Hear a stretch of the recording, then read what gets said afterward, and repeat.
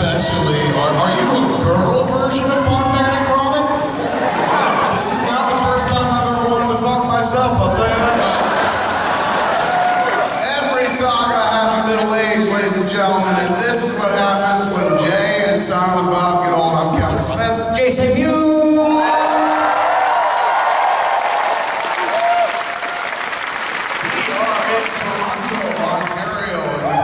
True north of and we're capping off Friday night here at Fan Expo Canada. Have you all had a good time so far?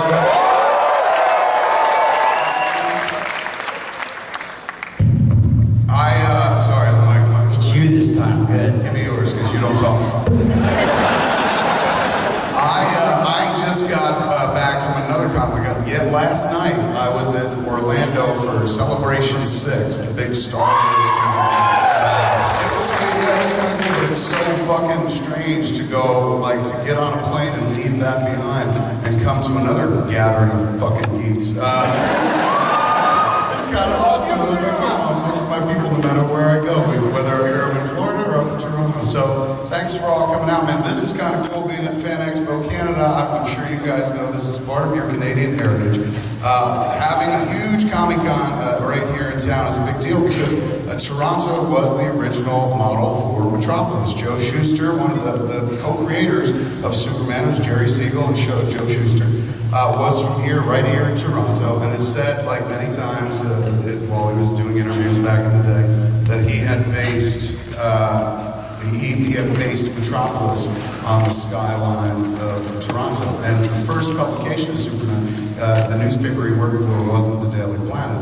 It was actually the Daily Star, because young Joe Shuster had been a newspaper boy for the Toronto Daily Star. So one of the comics' biggest icons has a huge Canadian heritage to him. Everything about the character emanates right here from Canada. Oddly enough, character is nothing but red, white, and fucking blue. You would think there should be like some form of maybe a patch of some sort that just indicates Canadian born or something like that. But there's no mention. Even if you go to the Wikipedia page and you if you just Google something like Metropolis, Toronto, when you get to the Wikipedia page for Metropolis, Metropolis is based on many cities, including, and they list a bunch of cities, and Toronto's just one of them. But really, this was the origin city, man, because the guy who first drew the Superman story, the co-creator of Superman, was like, the skyline of Metropolis is Toronto. So it's part of your Canadian heritage. That's a really cool thing. It seems like the S could have been maple leaf, maybe, or something, right? Or at least include a maple leaf on the S. Like when you go to a McDonald's up here, everything is the same except for the little maple leaf that they hide somewhere on the end, just to let you know you're in fucking Canada now. This Big Mac's gonna be a Big Mac, eh? But yeah, it'd be nice if they gave some indication, but they don't, man. They don't get it. Canada doesn't get credit for a lot of shit. You know the phone was born here? The phone? Telephone. No. Yeah. Where did you think the phone was born? America! Fuck yeah! That's how we're raised to believe that every invention came from America, man. Even if you sit there and talk to Americans about, like, I love hockey, the great Canadian game of hockey, like, it's not Canadian, an American invented it. And you're like, do you have proof? And they're like, no, but it's too cool. Basketball, also invented. No. Basketball too?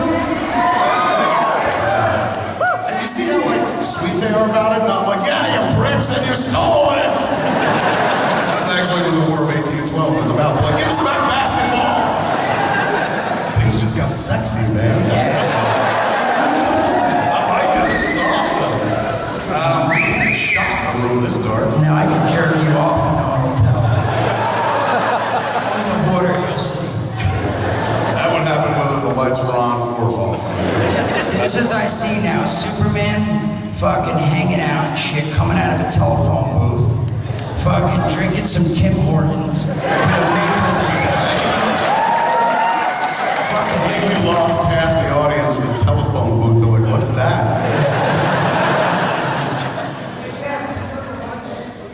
Is that, oh, the mic stand? Oh,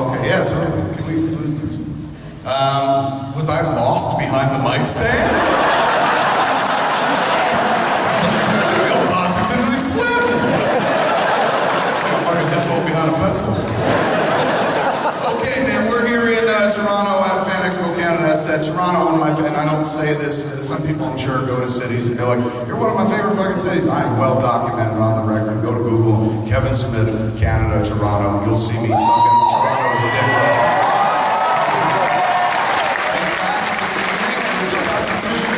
Do I wear my specialty-made maple leaf jersey? I have a classic Toronto maple leaf jersey, says Portland across the back. Or do I debut the jersey that I made for Mewes? We now have our very own jersey. As you can see, I generally wear the same fucking colors all the time. I'm no longer an identity. I'm just, there's that fat guy in those colors. And so what I've done is like an action figure, man. Like I basically just change out my nameplate right here, the crest in the middle. So sometimes it's Modco. When I'm doing spoilers, it says spoilers. When I do Babylon, there's one for that. And this is the first time I'll wear one for this show. It says, just simply says Jane Silent Bob Goodall. But that's where I am with my smoking. I need to wear a shirt to remind me what show I'm on, because periodically I'll be in the middle of a story and I'll be like, what the fuck am I talking about? And then I look down and I'm like, oh, Jason Mewes, anyway. But I love this city, one of my favorite places in the world, because it houses a place, and I don't want to lean too much on. I smoke weed, it's well documented, but I'll say it one more time, I love weed. It's just essential to the story.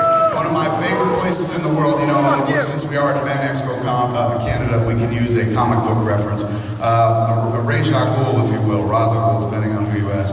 All in the comics always have to go to Lazarus Pit, dumped into it, boom, he's renewed, he's hundreds of years old in the comics. They don't really touch on that so much in the movie series. My Lazarus Pit, the place that I like to go to, you know, there's a few places in the world, but one of them, the key one, where pussy, of course, is the ultimate Lazarus Pit. It's what I call my wife's pussy, as a matter of fact. Because I call my...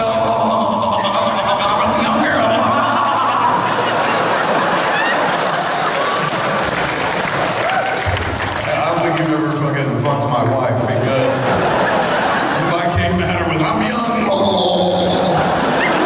she'd be like, you're divorced. No, but yes, that is a Lazarus Pit, but also right here, they got the Hockey Hall of Fame. One of my favorite places in the world. Now, some people go, fuck hockey, this is a comic book show. Well, believe me, we'll talk plenty about comics and whatnot, but if you've never been, even if you're not a fan of hockey, go to the Hockey Hall of Fame and go, you know, it's a museum, so you don't have to give money. They suggest a donation, but you could be that prick that's just like, no, I'm good, and walk in. But on your way out, trust me, you will be reaching for your wallet and you will be weeping and handing them fucking money. Every time I go on the way out, I give them like $10,000. Like, that's the best emotional experience I've had in years. What I love to do, one of my favorite things in this lifetime to do, and I don't get to do it a lot, and that's probably why I still enjoy it, and why it's so precious in my mind, because I haven't got to do it too many times, and I can only do it here. I like to get really baked and walk around the Hockey Hall of Fame and cry my eyes out. Because every fucking story that you encounter is more heartbreaking than less. Some are full of hope and stuff, and some are heartbreaking. The one that always breaks me up whenever I walk through is the story of bashing Bill Barilko. If you're a Toronto Maple Leaf fan from going way back in the day, Bill Barilko was a player, but 4 years he played with the Maple Leafs. He won 4 Stanley Cups.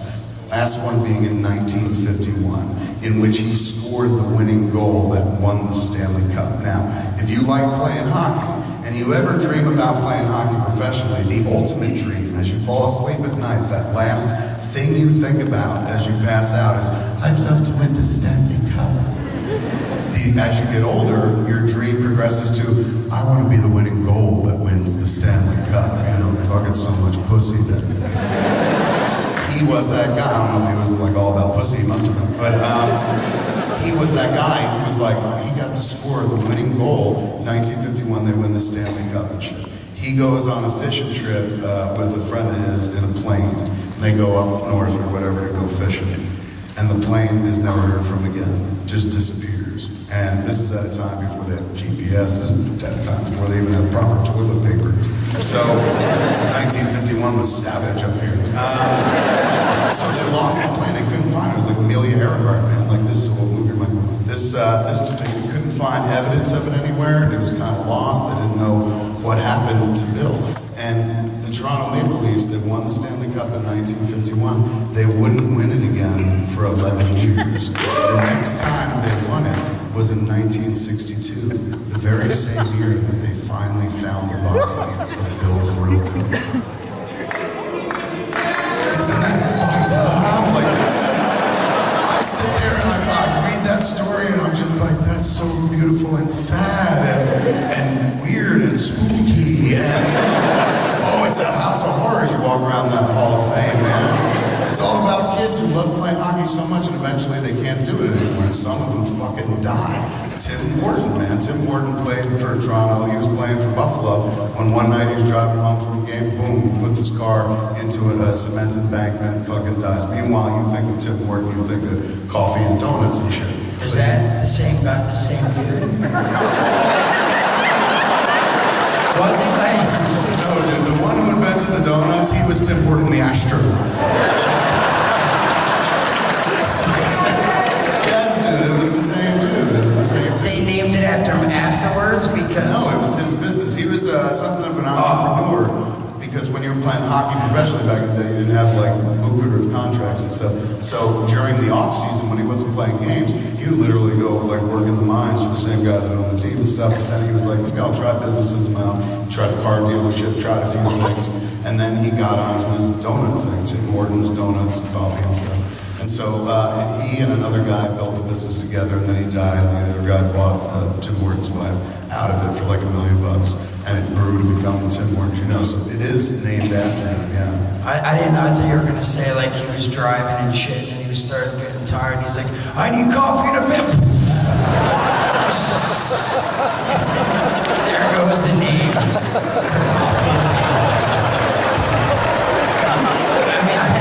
I don't remember that story in the Hockey Hall of Fame, I'll be honest with you. It's, what the fuck, dude? It's sad. I'm just saying, I thought it was gonna, because the plane too, how was it 11 years? Was some dude just like in the mountains fucking, he's like, I'm gonna climb to that peak. And all of a sudden he gets up there and he goes to grab it and all of a sudden he's like holding on to some dude's hand and he's like, yeah! Like how did they find out? How did fucking the death of Bill Barilko become Raiders of the Lost Ark?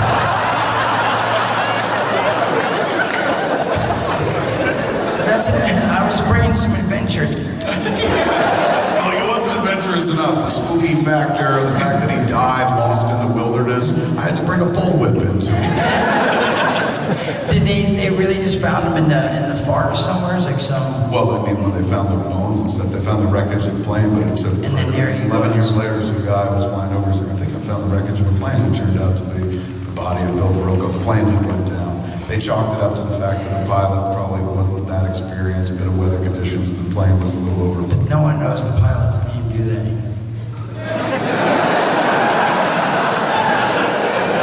Just because the dude don't know how to do a fucking hat trick, huh? No one knows his name? A man over here goes, who gives a shit?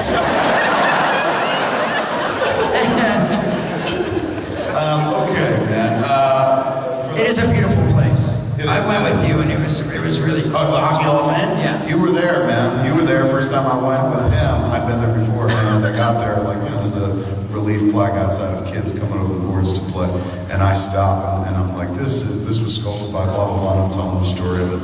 And then I start going into the story of the Lucky Louie, from which the Canadians, you know, won the gold and back in the Olympics, both women and the men's team. And as I'm telling that story, I'm just, all of a sudden I start fucking choking up and I start crying and stuff. And he's looking at me like, he's on too many drugs. It was weird. It was this weird reversal where he was just like, I should intervene or something. It was also because I was so into the story, and I'm like, and then what? And then what? And he was like, and then underneath, and I was like, so it was, you know, but yeah, it was sweet. It's an honor. How did you get up here? You fly? I did fly, man. I flew, and it was an exciting, lonely trip in a sense. I did come with I came with my wife. We flew up together, and I wouldn't say lonely. I'm sorry. It was almost an afterthought. You're like it was a lonely trip in many ways. Ironically, my wife was here. Well, she slept half the way, and every time I fly, I don't know what it is, when I fly, I seem to always get a fucking rock solid erection. I get up there, and all of a sudden I'll be sitting there, and I'll be adjusting. And the worst is, too, I'm really tired. I'm like, all right, I'm gonna set up everything, and then I'm gonna lay down, and I'll fall right to sleep, because I'll be like, you know, getting sleepy. But while I'm getting sleepy, it's always like,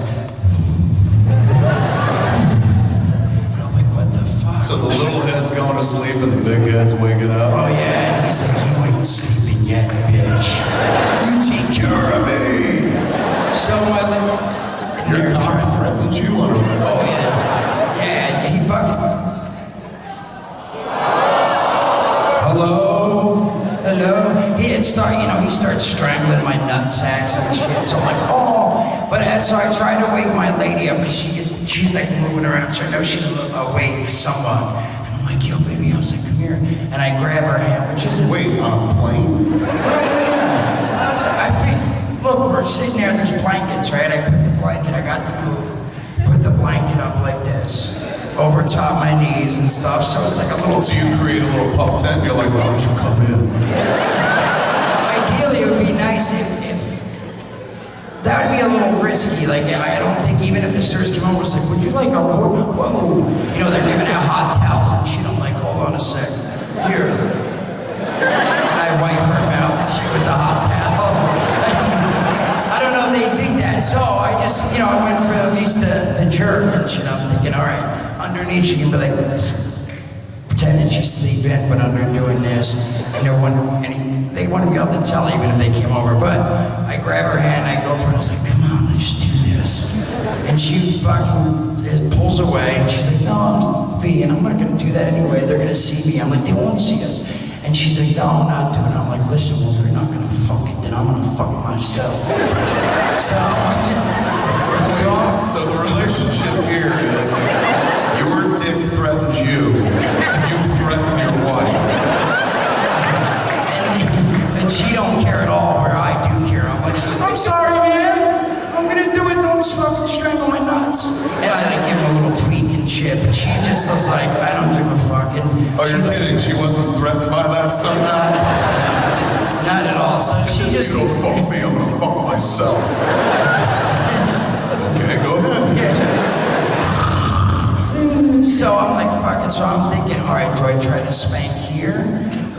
Do I go into the bathroom and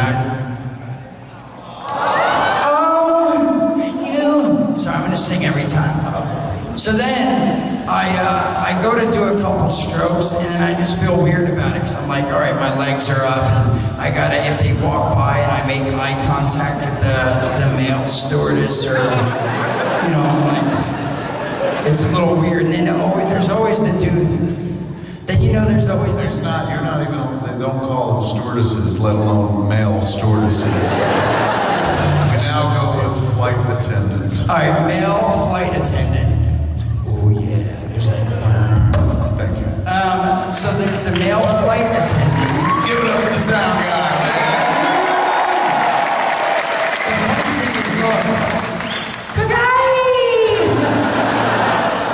So wait a second, there's two mics directly to your left. You could have jumped in at any time. I just realized now, I was like, what's this? So, all right, I'm sorry. So the male flight attendant. Yes. Is that like a stripper or an exotic dancer? No. The same thing? No, nobody calls them stewards or stewardesses anymore. It's flat out flight attendant. So okay. I'm not going to say it's like almost racist, but it's a little old school. You might as well be going, hey, chickadee and stuff like that. So, and then there's always, of course, I feel like whenever I'm sitting across from people, they're always just looking over and stuff. No matter, just because they're looking around the plane, you get bored to look around. So I say, fuck it, I'm going into the bathroom and shit. And then when I'm getting up, I'm like, hey babe, come on, one last chance, let's go in the bathroom. If you're not cool here, we can go in there, and you don't even have to stay awake, man. You can just sit there, and you can sleep a little bit. shit, I can make this work and shit. That's what every woman wants to hear, man. You can sleep in the bathroom while I quietly fuck you. So she's not going for it, so I go in there. And worse is I'm all pumped up and I have to do this, of course, because I have a boner, so I'm like... The elastic band is holding it down and stuff. You gotta holster that shit. But I think I'm gonna make a quick break to the bathroom and then someone's in there, so I'm waiting. Anyway, they get out, I go in, and I'm like, all right, man, how am I gonna do this? Do I stand? Do I sit? So I go for the sitting down. So I'm sitting there and I'm fucking jerking it and shit. Wait. What do you mean, do I stand or do I sit? Well, because... an alternate where you masturbate standing up? Well, I feel like in this situation, I didn't really want to sit on the toilet seat with my bare ass because I want to pull my pants down to my knees so I feel naked. And my nuts are like sagging down and shit. So, you know, when you're giving it a tug, your nuts are bouncing up and down and shit. And I'm like, all right. So I'm sitting there, I decided to sit after I put some toilet paper down on top of the seat. And then I'm sitting there and I'm jerking and shit and I'm holding on because I'm lefty, I'm jerking here. And then as I go, oh wait. So I'm sitting there and I'm holding here and I'm jerking here. And so I'm jerking it, but then, not again! So then I realized though that I'm just about to fucking break one off. And then I'm like, oh shit, where am I gonna do it? And you know, you go to grab those tissues, but they're like real, like they rip apart when you're trying to pull them out. So they're fucking stuffed in there so tight. And they're ripping. I'm like, oh shit, I crumpled a bunch. And so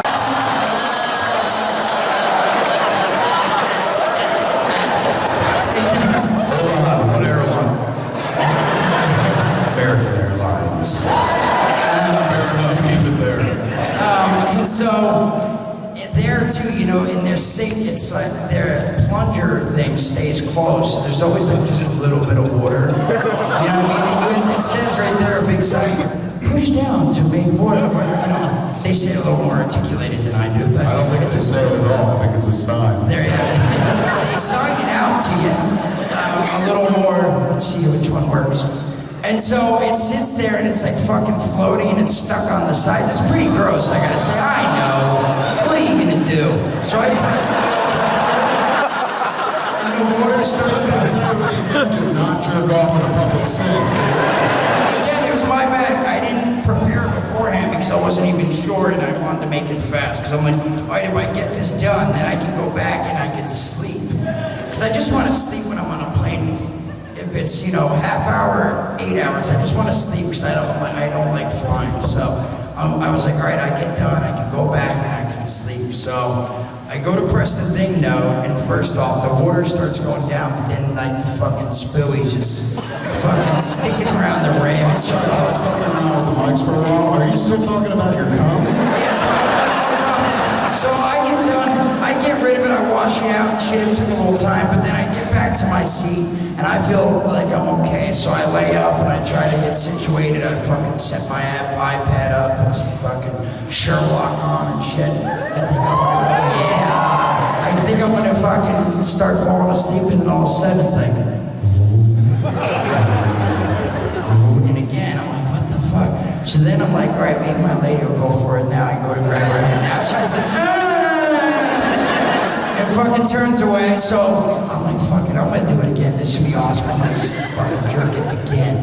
This time I'm gonna stand up. So I go in, and you know how the fucking the curvature of the plane's like that. So the weird thing is I have my head sitting there and I'm leaning against it, and now I'm jerking and shit. I lift the toilet up because like I'm just gonna come right in that blue water and shit. And then I'm gonna flush it. It's gonna go at the bottom of the plane and fucking spray it with the seagulls. So I'm leaning there, jerking it. I'm jerking and shit, and all of a sudden they don't get turbulence though, and I'm like. So it's distracting me, like son of a bitch.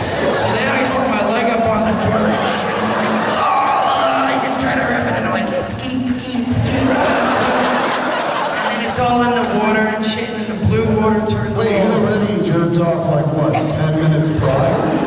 Were you shooting dust at this point? No, first, again, it was I don't know, it's the pressure or something. I was ready to go.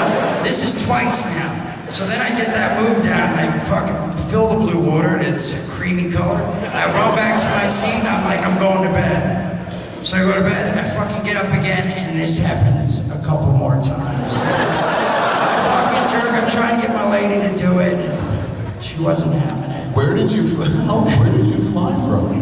New Jersey.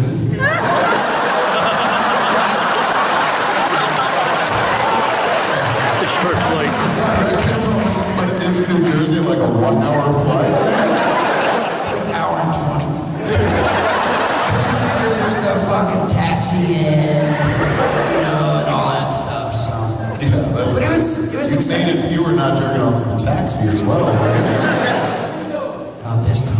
Have you done that? No, I've not jerked, but I've played before with some vagina while taxiing. Well, taxiing to take off or Taxiing when we land, because it started up top, and then when I got landing, I was going for it. Wait a second. Why would you tell a story about jerking off on a plane when you could tell a story about this?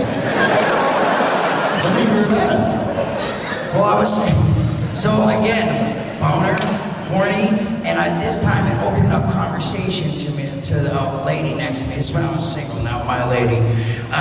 So I was single, and I'm sitting next to this woman, and we're chit-chatting and stuff, and then I had a boner, and I'm like fixing myself, and she goes, what are you doing over there? I'm like, oh, nothing. I was like, you know what? It's weird. I'll tell you, I fucking always get a boner when I'm on a plane. I don't know what it is. When I'm on a plane, I'm just always horny, and I get a fucking rock-solid penis. And she's like, wow. And I was like, this might be a little weird, but does that happen to you? Like, does it, for a female, does it work the same way? Does it make your clit? She's like, are you asking me if I get a boner? I was like, do you get a little clit boner, a little fucking fluid, fucking pump, little blood flow? A legitimate boner? Yeah, or it'd be a boner. Because either way, I want to touch her and jerk it off. No, but I opened that up, and she started being like, yeah, and then I was like, do you get a little moist when you're down, on the plane when it gets excited? She's like, I don't know. And I was like, fucking, I'm going for it. I'm like, why don't you see? And she's like, right now. I was like, yeah, just why don't you see? So again, we had blankets on. I was like, just put the blanket on and take a move. And so she goes down there, and she's like, yeah, it's a little bit. And I was like, get out of here. I was like, let me see. I'm thinking, I said, let me see. She's like, get out of here. No, fuck you. You're an asshole. And I'd be like, okay, I'm going to go to bed, put my headphones on, and hopefully that you don't tell someone I get in trouble. But anyway, she's like, if you want. So I make the move, and I'm like, this is fucking awesome. I just fucking, and then all of a sudden I slip down and start feeling, and it's fucking moist. Just talking about it, which was exciting. Because I knew in my head that my boner talk and me talking about her getting excited got her excited. So it was like this.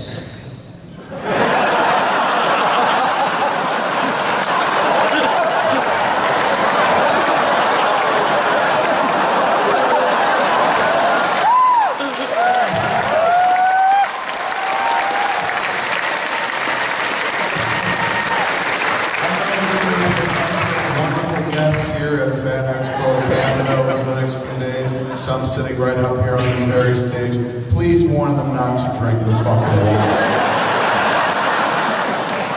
Because you hear what he does on planes and those things. Okay, continue. So I'm playing around and stuff, and this, again, it was pretty exciting. I'm getting into it, I'm like, wow. And then I realized, I'm like, what's your name? What's your name? And then we start chatting and shit, and then I go grab her hand, and I start sliding it slowly because I didn't want to just grab it and put it on there, because for some reason in my head, I'm like, even though she's letting me, touch her business, she might be like, what the fuck, I'm not touching your dick, I don't know your name or anything. So I'm like going slow. Oh, she might be one of those fucked up weird people.